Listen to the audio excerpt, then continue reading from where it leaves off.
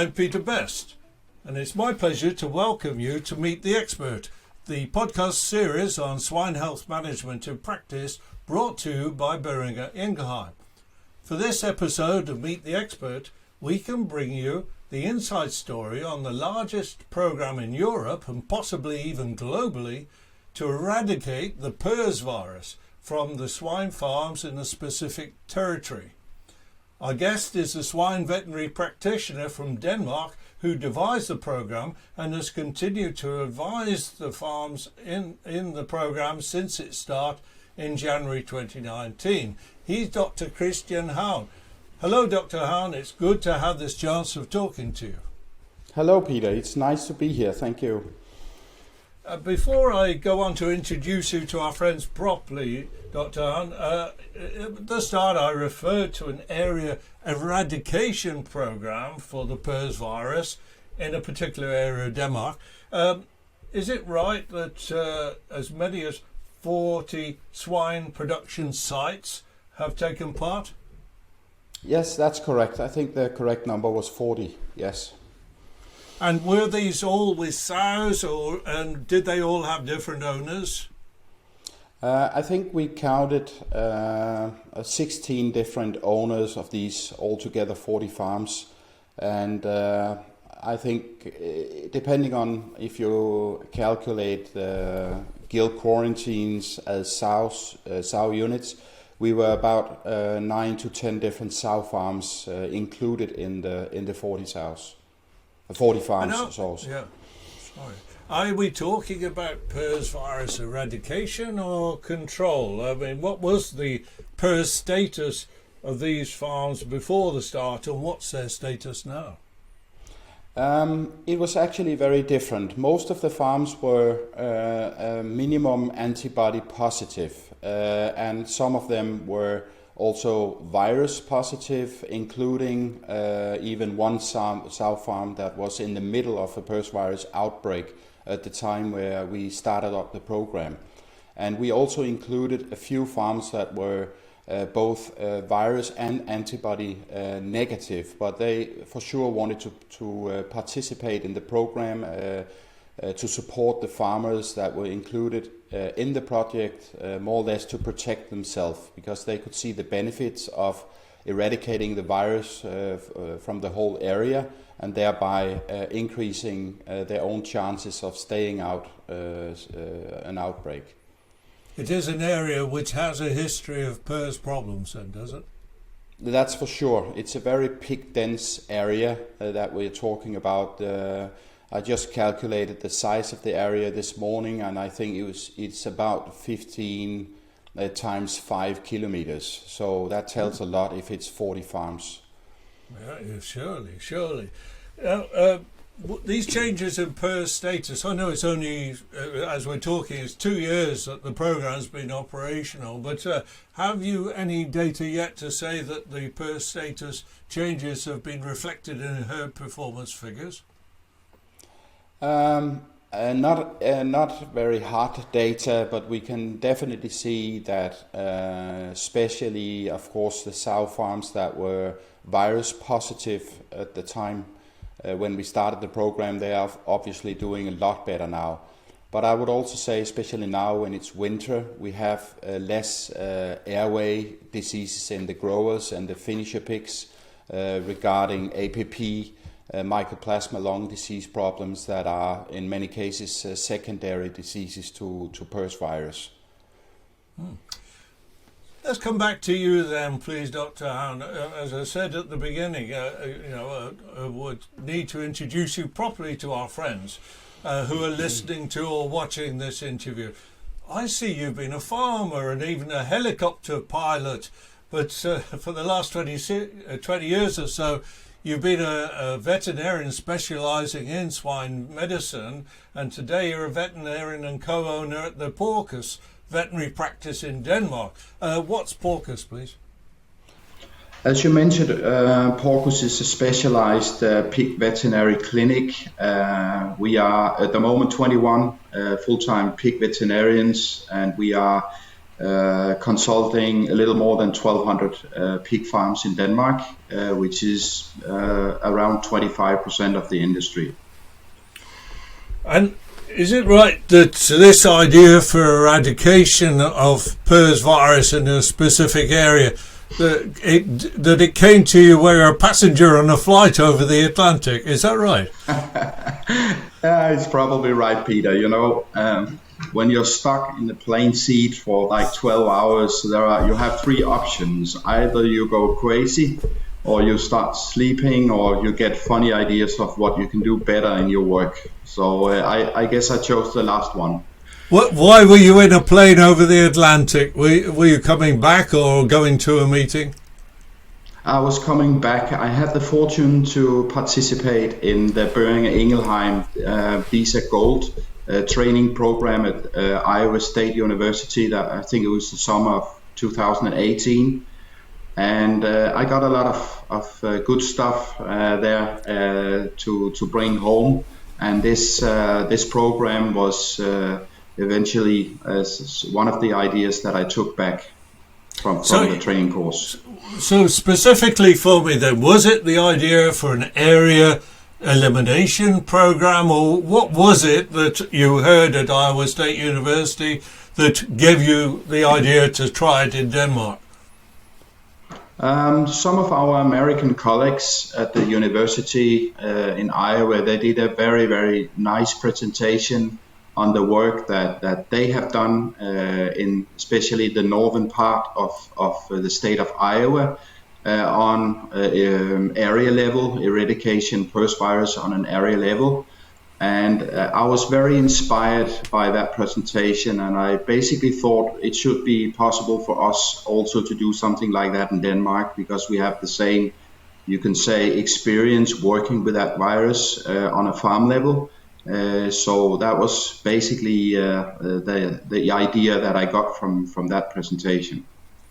And you heard about area elimination or control programs for PRRS that are being tried elsewhere, including in Denmark, I think, before, but not on the scale of 40 farms. I mean, that's incredible jump up. And I think some of the people who were involved in those earlier programs were, let's say, reluctant to think about upscaling what they had achieved on fewer farms. Why did you think a much bigger project with 40 farms was going to work? There was many different reasons for that, actually.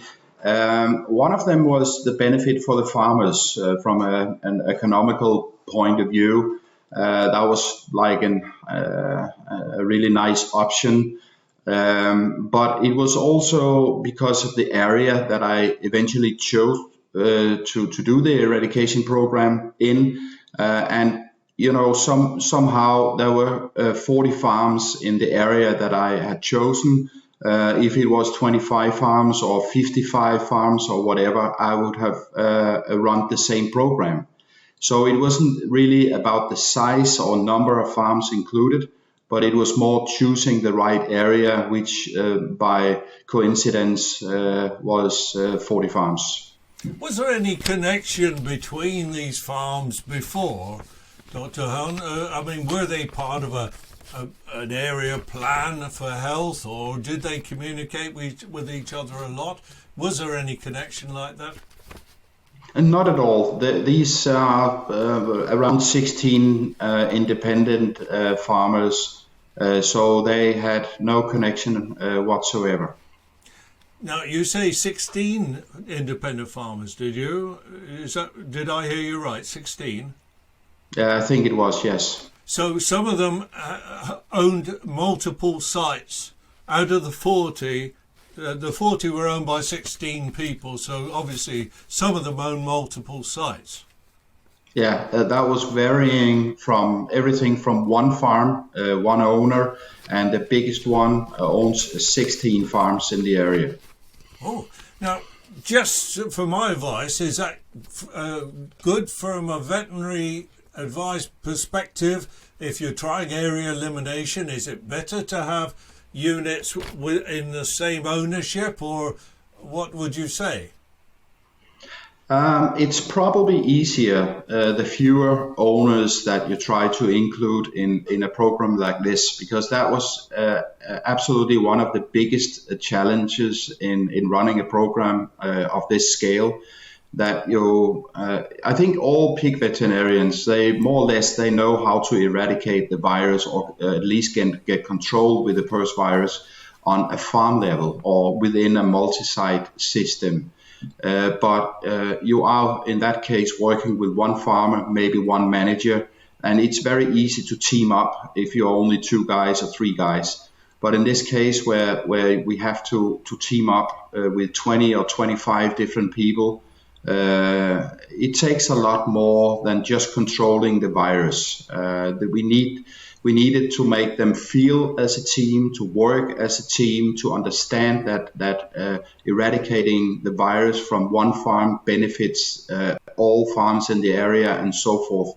So that was actually one of the biggest challenges. But I was prepared for that, because that was exactly what our American colleagues, they learned us at that training course in Iowa, that they really did a good job teaming up all the farmers in the area. So I knew that before we got started that might be the biggest challenge actually. And did you get the farmers together before you started, and so they met each other and started communicating in some way? Where did you start with that? Did you go to them individually, or did you bring them all together? Both. I started calling all the farmers and told them about the idea and the project, and on the phone trying to convince them that was actually extremely important that everybody was a part of the project. We couldn't just leave out 1 or 2 farms, because they would be able to reinfect the whole region. So it was urgent that everybody was included in the project, and eventually when everybody accepted for a common meeting, I invited everybody for coffee and sandwiches, I think. and everybody was quite silent. They were listening, and some was nodding and some was agreeing, but most of them, they were quite silent, because they live in the same area. They have known each other for 20 or 30 years, and God knows what they had of conflicts in the past. But so it took 1 or 2 meetings before they all nodded and bought the idea of working together on this project. Were they doing it, in your view, because individually they thought there was a return on investment for them personally, or did they understand the area concept? I think it was both, because they finally tended to understand that I mean, maybe one farmer couldn't care much about having the virus on his farms. He could start arguing, my farms are doing well, my productivity is high, so why do I want to be included in this? But eventually they tend to understand that if the neighbor was eradicating whatever disease from his farm, PRRS virus in this case, that would add in more biosecurity to the other farmer, and thereby lowering his risk. And so it's like a payback. If you do something for me, I'll do something for you, and at the end it will benefit everybody in the area. So it took a while to understand the concept, but they finally did. And they did a tremendous work helping on the project. Everybody worked very hard. Tell me a little bit more about these different farms, will you? Because, I mean, you said how many had sows. I mean, how big were they in terms of the numbers of sows per unit, per herd? So they were actually very, very different.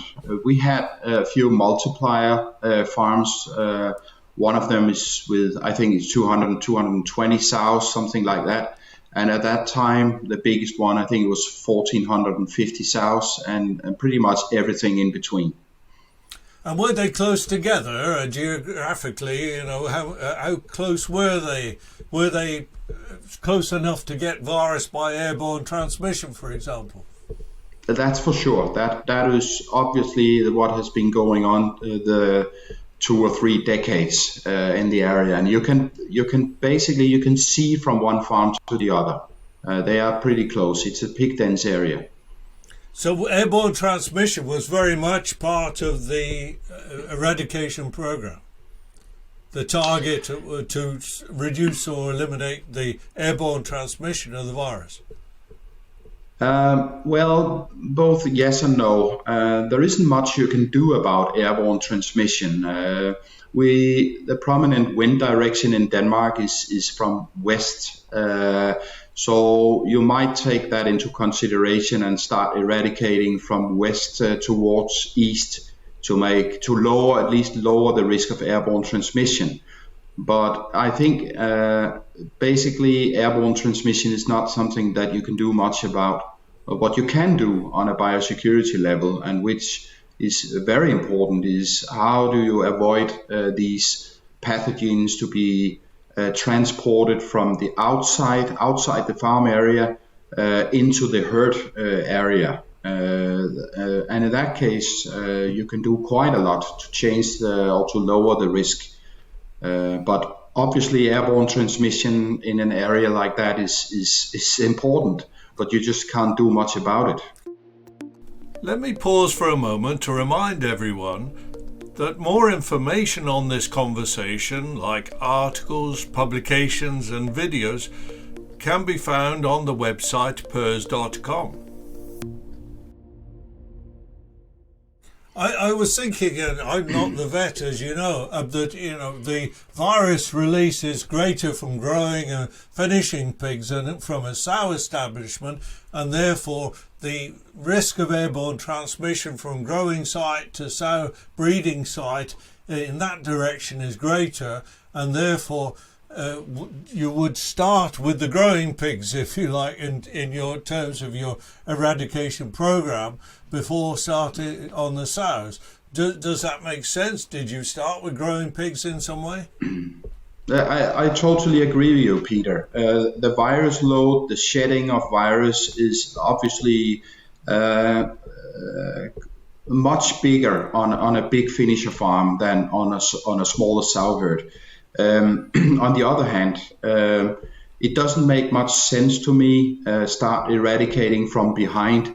You need to start with the sows, the gilts and the sows, and when you are rid of the virus on the sow farm, then you can move on to eradicating the virus in the weaner barns and eventually the finisher barns. It doesn't make much sense trying to eradicate the virus from a finisher farm if you at the same time keep feeding the farm with a virus positive 30 kilo pigs. So we need it in all cases to get started with the sows. Yes. Can I just take a moment, Dr. Havn, and say to our friends, thanks for joining us. You're listening to a Meet the Expert interview with Dr. Kristian Havn in Denmark about an area PRRS virus elimination program involving as many as 40 farms. Dr. Havn, would you say then that you had to adopt or adapt control measures on these farms that were not already in place? Did you have to add something they were not already doing? I would say, as I mentioned earlier, the biggest task was forming a group of farmers that should work together. That was extremely important. But if you put it down to how we did the eradication programs, really not much. We were focusing very much on vaccination programs, obviously to get control of the virus, and on top of that, it was about internal biosecurity, all in our out procedures in the farrowing rooms, on sectional levels, on the weaner barns and finisher barns and so on, working with closest disinfection procedures and all that. But that is very, very well known stuff. It's not something new. It's just like a procedure that we had to run through every farm area to make sure that we could move forward. And was there a timetable? Were there phases in this program? You had the farmers together and convinced them. That was obviously the first step. What was the second step? Another meeting with the farmers. We had a lot of meetings, to get them motivated. But when we started up the project, we started up with specific farms that we consider to be more important to eradicate the virus from compared to other farms. And then during the whole process, we kept calling in the farmers for new meetings, and we showed them on big maps how far we went. We started with coloring all the farms red, and as soon as the farm was free of virus and all the tests were negative, we changed the color on the farm from red to green. And that motivated the farmers a lot, because they could see that we were actually getting somewhere. Every meeting we had more green farms, and eventually after 7 months, roughly 7 months, all farms was turned from red to green. So that was a great achievement, and that was really motivating. But it took a lot of meetings. And a lot of testing, or was this testing that you were already doing on these sites? Not in that scale. We did 100, maybe even thousands of blood samples. So and a lot of other testing. So no, absolutely. The controlling the disease or controlling the checking up on the diagnostic work was a heavy task as well. I think we had pretty much 2 people on almost full time just testing, just doing blood samples and all to make sure that we did everything right. So who was paying for this? Was it your practice or the farmers or whatever, if you've got these extra testers? We had a nice sponsor. Good. Okay, that's always a good. No, it's no secret. We had a lot of practical and also financial help from Boehringer Ingelheim. We had one of their employees, Dr. Anne Priebe, was working. She was supposed to work half-time in the project for us, but eventually it was more or less full-time. So we had great support from Boehringer Ingelheim on this. Great support. Now, unfortunately, because of the length of the podcast, I need to draw it to a close in a minute. But I want, first of all, to say, what's the future for these 40 farms? They are where they are today. Are they going to be intensively involved in some program going ahead, or what happens next? I think we are quite happy with the result that we achieved, and as I mentioned earlier, it's quite a closed area.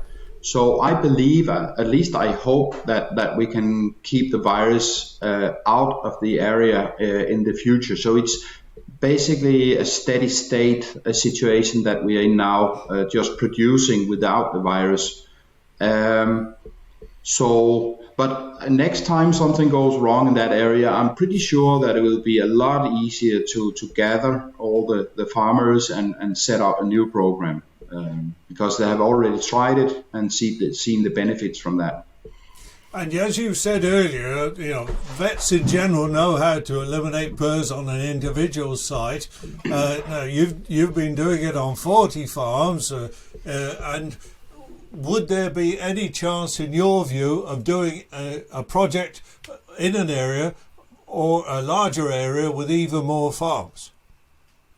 Yes, that's for sure. We are in Porcus already discussing that, if we should try to pick a new and an even larger area next time.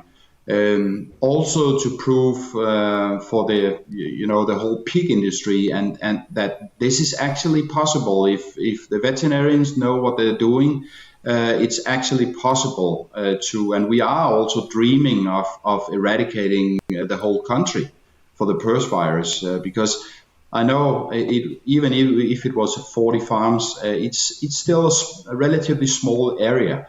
But to me, it's not a big issue if we're talking about 20, 40 or 100 farms. As long as the veterinarians know what they're doing, it's not the number of farms, it's how you do it. So the highest dream, of course, is to participate in a national eradication program. Now, you've got the vets in Denmark, and it sounds like you've got the goodwill. Is therefore one of the weaknesses or one of the potential barriers just simply people, that you've got to be keeping people informed, you've got to be educating them and so on?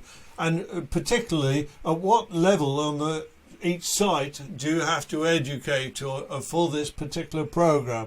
Do you have to go from the owner through the manager down through every layer of worker, or how do you do that in your program so far? And is that one of the barriers to an even larger scale?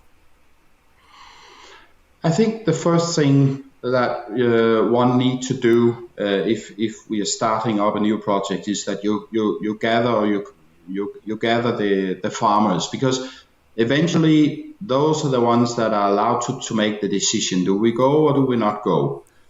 But if they sort of are motivated, then obviously you need also to make the plan in details with not only the farm managers but also the staff, because those are the guys that are handling the everyday routines where internal biosecurity and stuff like that comes into play. So it is a team effort for everybody who works on the farms, not only the owners. They have to accept the idea, but at the end of the day, all the mistakes, probably most of the mistakes that are being done regarding internal and external biosecurity is done by the staff. So they need the education, they need the training to know what is important and what is not important. I see. I'm afraid we must end it there, Dr. Havn. Many thanks indeed for taking us through this area PRRS virus elimination program in Denmark. It's been fascinating stuff. Let me say to our listeners, thank you for joining us for this conversation with Dr. Kristian Havn of the PRRS swine veterinary practice in Denmark. And we will be having further conversations, Dr. Havn and I, in other podcasts in the Meet the Expert series. So stay tuned. But for the moment, thank you. Goodbye.